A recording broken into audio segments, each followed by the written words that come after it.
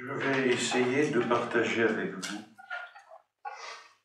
autour de trois thèmes, trois moments. Le premier moment sera une courte réflexion, enfin pas si courte que ça, si courte quand même, sur l'acte théologique comme acte humain. Le deuxième, ça sera l'acte théologique comme un acte ecclésial.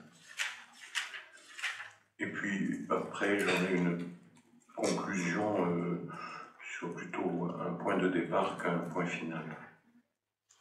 Donc l'acte théologique comme acte humain. En effet, si nous considérons en train de travailler, d'agir, de lire, et évidemment, nous sommes des personnes humaines, donc l'acte que nous posons est un acte humain.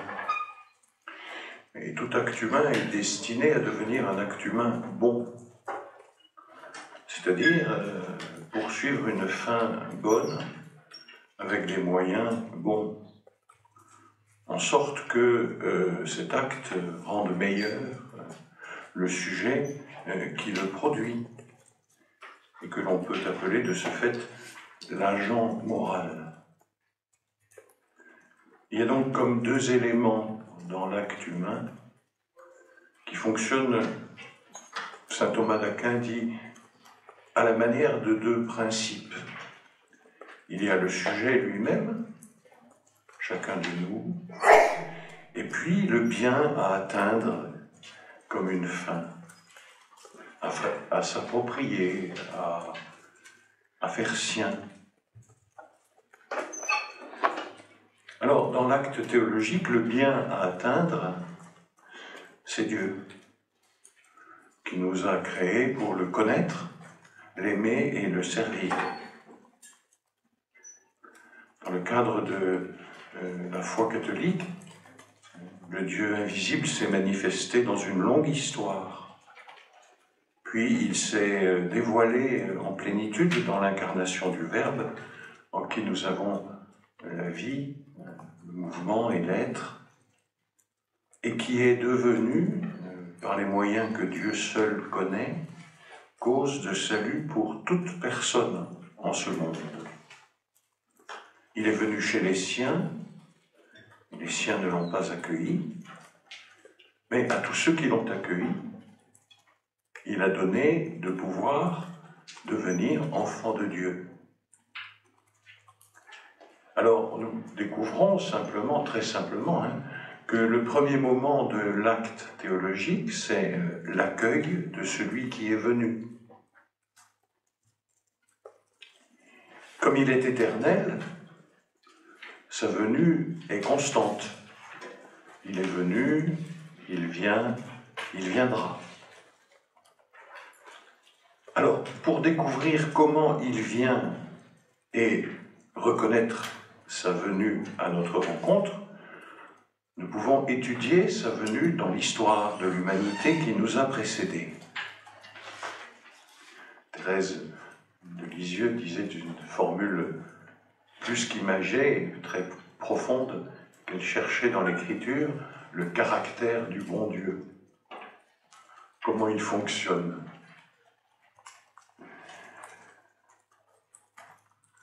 Sa venue, nous pouvons l'étudier, et aussi la façon dont il a été accueilli. Ces deux aspects ne peuvent jamais être totalement séparés. Le second aspect, la manière dont il a été accueilli, n'est pleinement accordé au premier, il est venu, que dans le mystère de l'incarnation du Verbe. Jésus-Christ, notre Seigneur, en qui réside la plénitude de la divinité, et dont la constitution dogmatique Dei Verbum, au numéro 2, affirme, c'est pas une nouveauté du tout, qu'il est simultanément médiateur et plénitude de la révélation. On peut dire aussi que l'accueil de celui qui vient est accompli en Jésus, certes, et premièrement, et comme source, et grâce à lui, en Marie. Marie accueille parfaitement la venue du Verbe. L'objet de la théologie, en son premier moment, l'accueil se précise. On pourrait dire, avec une expression du bienheureux Marie-Eugène, que l'objet de la théologie, c'est l'histoire des relations de Dieu avec l'humanité. En d'autres termes, avec une expression de Gaudium et Spes, le mystère de l'homme ne s'éclaire pleinement que dans le mystère du Verbe incarné. Tu cherches qui tu es, regarde Jésus. Nouvel Adam, c'est toujours Gaudium et Spes, le Christ, par la révélation du mystère du Père et de son amour, c'est-à-dire l'Esprit Saint, manifeste pleinement l'homme à l'homme et lui dévoile sa très haute vocation, qui est une vocation unique, c'est-à-dire divine. Le premier moment donc de l'acte théologique est l'accueil. Et ceci se reflètera de multiples manières dans nos travaux. Avant de critiquer ce qui est une spontanéité de l'intelligence française assez caractéristique, il faut accueillir. Avant de cogiter, il faut regarder. Alors, le second moment, selon la phrase du prologue de Jean, de l'acte théologique, il a donné le pouvoir de devenir enfant de Dieu. Donc le second moment est de mettre en œuvre le pouvoir de devenir enfant de Dieu. Quand je dis le premier et le second, c'est parce qu'il faut un ordre, mais ce n'est ni un ordre d'importance, ni même un ordre strictement chronologique. C'est juste l'ordre du texte. Le théologien est donc convoqué à deux attitudes qui ne sont pas identiques, mais qui sont cependant inséparables, sous peine de défigurer le bien poursuivi, le but, Dieu, à savoir Dieu et son dessein bienveillant. Considérer l'acte humain comme l'acte théologique comme un acte humain implique donc de prendre soin, de s'occuper intelligemment avec d'autres du bien que nous visons, qui est la connaissance de Dieu, et de l'agent moral que nous sommes et qui a besoin d'être perfectionné. Car en effet, le bien que nous visons, la connaissance de Dieu, même s'il est invisible et le demeure, n'est pas inaccessible. Le Fils unique, c'est lui qui conduit à le connaître. Nous accédons au Fils unique par des médiations. Nous y reviendrons. La grâce du baptême, ce pouvoir de devenir enfant de Dieu, permet, par l'adhésion libre aux médiations authentiques, comme le credo par exemple, la rencontre immédiate avec Dieu. Je ne sais plus qui a dit, l'immédiateté, c'est une médiation réussie. On le voit quand on nettoie ses lunettes, ça. Quand les lunettes sont propres, on ne les voit plus. Autrement, on croit que Charbel a plein de boutons sur le nez, ce qui n'est pas vrai, c'est les taches qui sont sur les lunettes. Là, pour regarder le visage de Jésus, il y a un problème de lunettes de notre côté, voyez-vous. Parce que l'agent moral que nous sommes est bien malade, en fait. Vouloir le bien est en son pouvoir, mais non pas l'accomplir.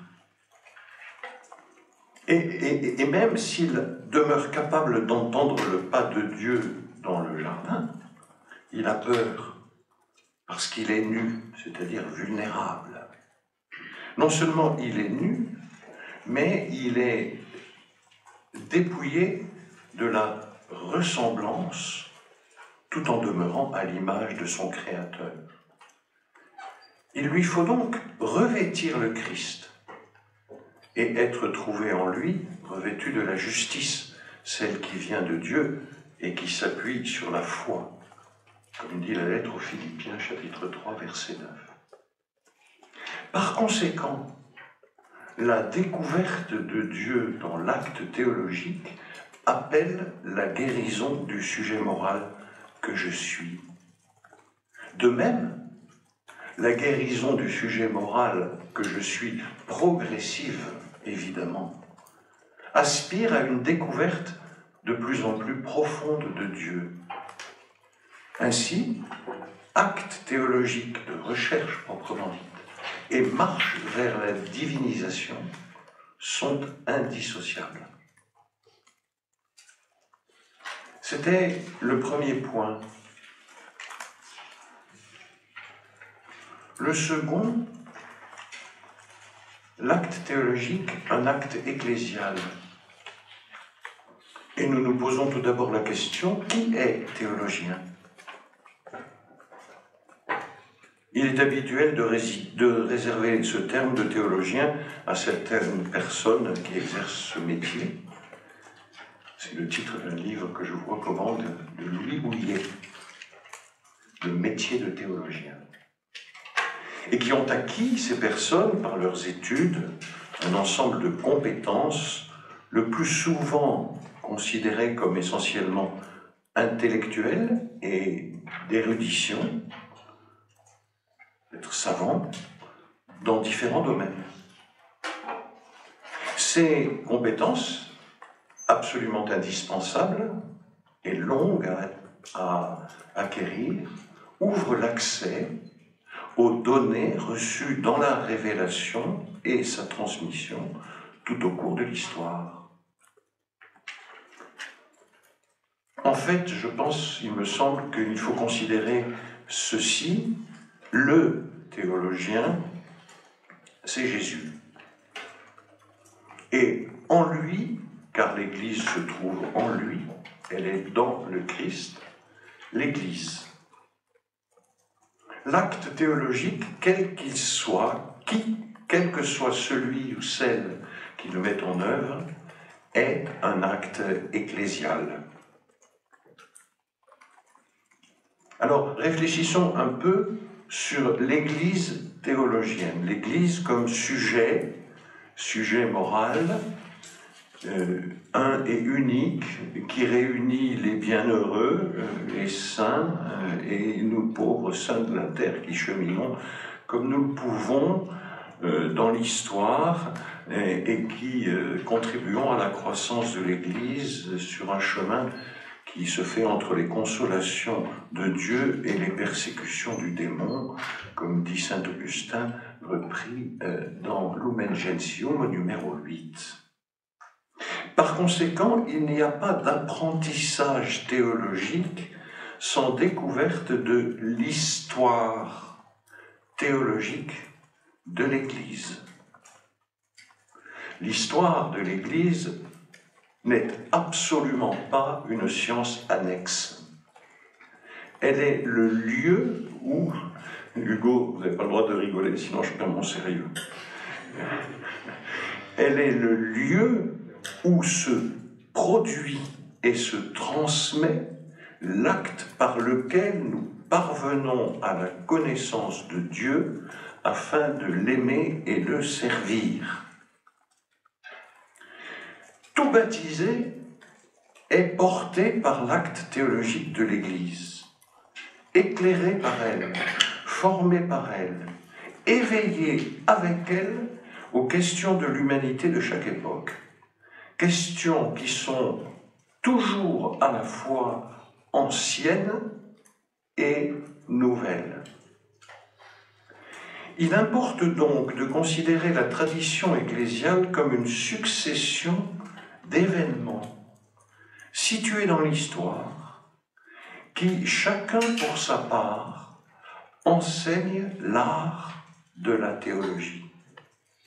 En effet, ces événements manifestent toujours ce qui spécifie la théologie en régime catholique, recevoir l'Écriture sainte dans l'obéissance de la foi, en chercher l'interprétation, une interprétation tout à la fois spéculative, intellectuelle et pratique, qui permet au peuple de Dieu d'assumer et de poursuivre la mission reçue du Seigneur.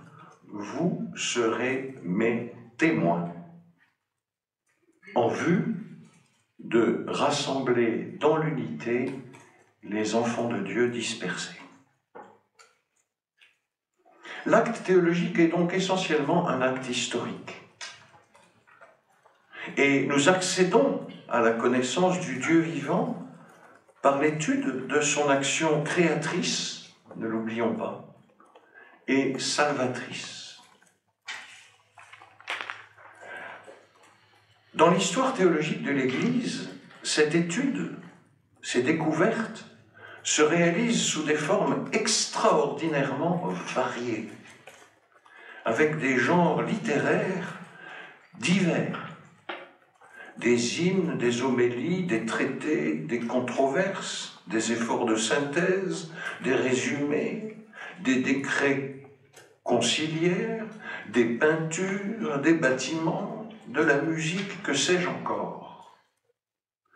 Tous ces monuments sont marqués par la culture de l'époque, les courants philosophiques de l'époque, le vocabulaire de l'époque. L'acte théologique implique donc, nous le voyons bien, le recours à de multiples connaissances, issues de sciences diverses, et qui ont chacune, pour sa part, leur méthode. La question, par exemple, du sens des mots à telle ou telle époque et dans tel ou tel contexte est une question absolument essentielle. Ce qui est bouleversant, c'est de découvrir à quel point tous ces auteurs, ces initiateurs qui traversent l'histoire de l'Église, chacun selon sa personnalité, tous sont animés par un même appel: accueillir le Christ, l'annoncer. Nombre d'entre eux sont des martyrs, des gens dévoués, pas toujours commodes. Il y a des controverses entre saints qui valent vraiment les polémiques les plus ardentes, disons. Quelle consolation pour nous de les rencontrer, de découvrir leur existence concrète, d'entrer dans leur pensée qui chemine progressivement et qui n'est jamais une science des conclusions toutes faites, et qui nous permettent ainsi de découvrir que pour comprendre une pensée, il faut en connaître la genèse. C'est ainsi que nous apprenons à penser, nous aussi, avec le sujet théologique moral unique qu'est l'Église. Quelle consolation de les rencontrer, de prendre, d'accueillir le temps de la rencontre et les exigences intellectuelles et d'organisation que cela demande, pour pouvoir constater à un moment ou l'autre à quel point ils nous sont proches.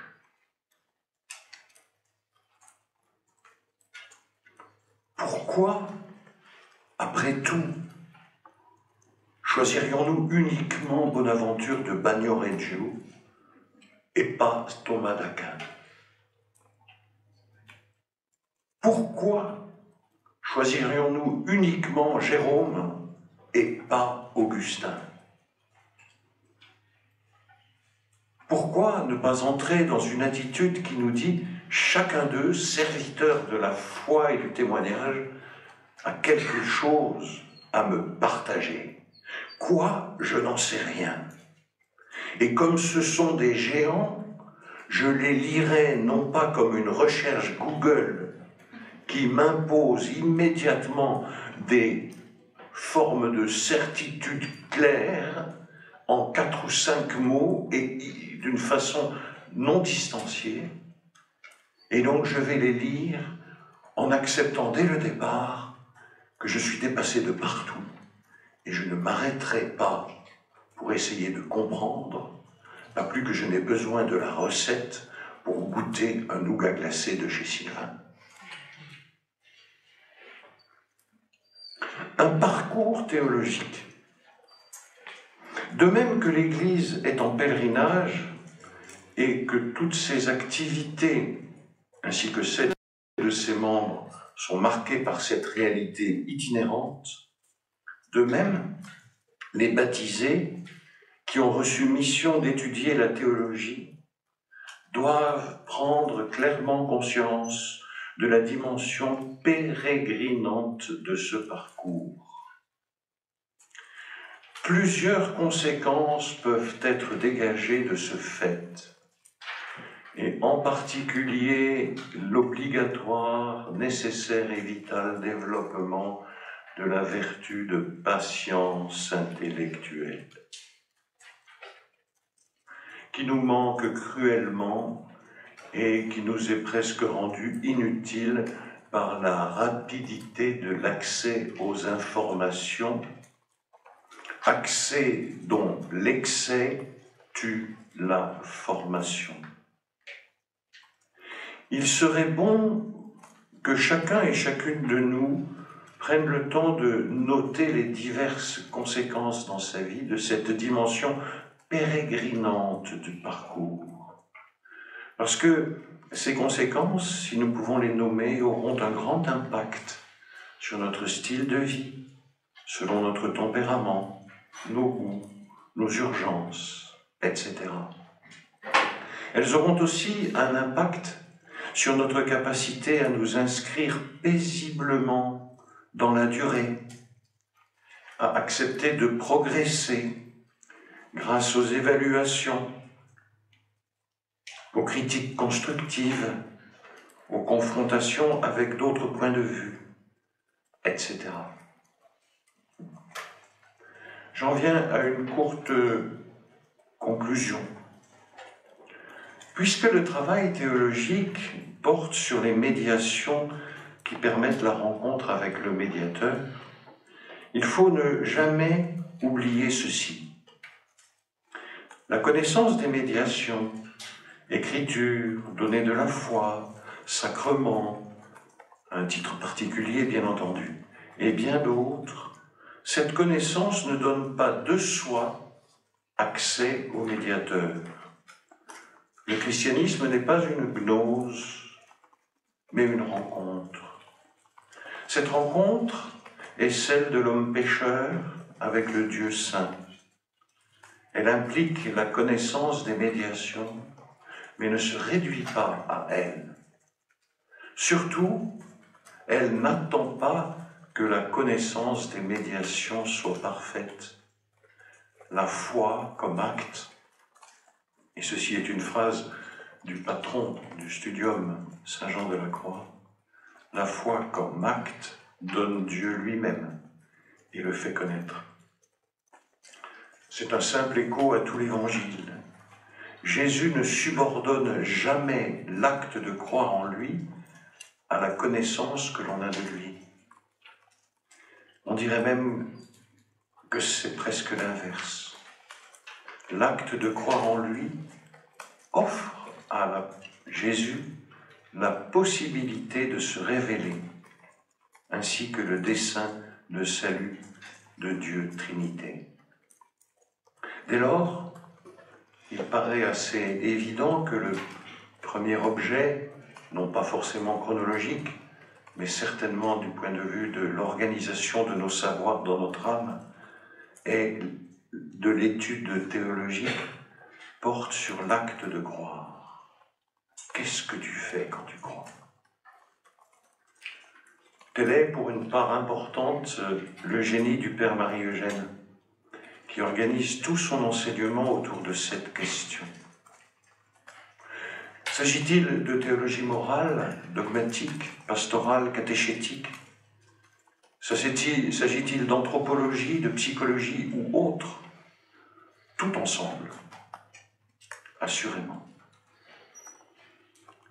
Étudié dans l'esprit du studium Saint-Jean de la Croix, voulu par l'Église et assumé par l'Institut Notre-Dame de Vie comme une œuvre entrevue par son fondateur, c'est cela. Croire pour comprendre, comprendre pour croire, et le tout pour rendre témoignage du Dieu vivant. C'est, je crois, ce que le bienheureux Marie-Eugène disait lorsqu'il a prononcé en 1947, pour la clôture du colloque à l'Institut catholique de Paris, pour les 50 ans du décès de Thérèse de Lisieux, cette proposition de définition de la théologie spirituelle. Cette science, car c'en est une, est très exigeante, qui met toutes choses en leur place sous la lumière de Dieu et de son Christ, et organise avec sagesse la marche de l'homme vers sa fin dernière. Merci beaucoup pour votre écoute.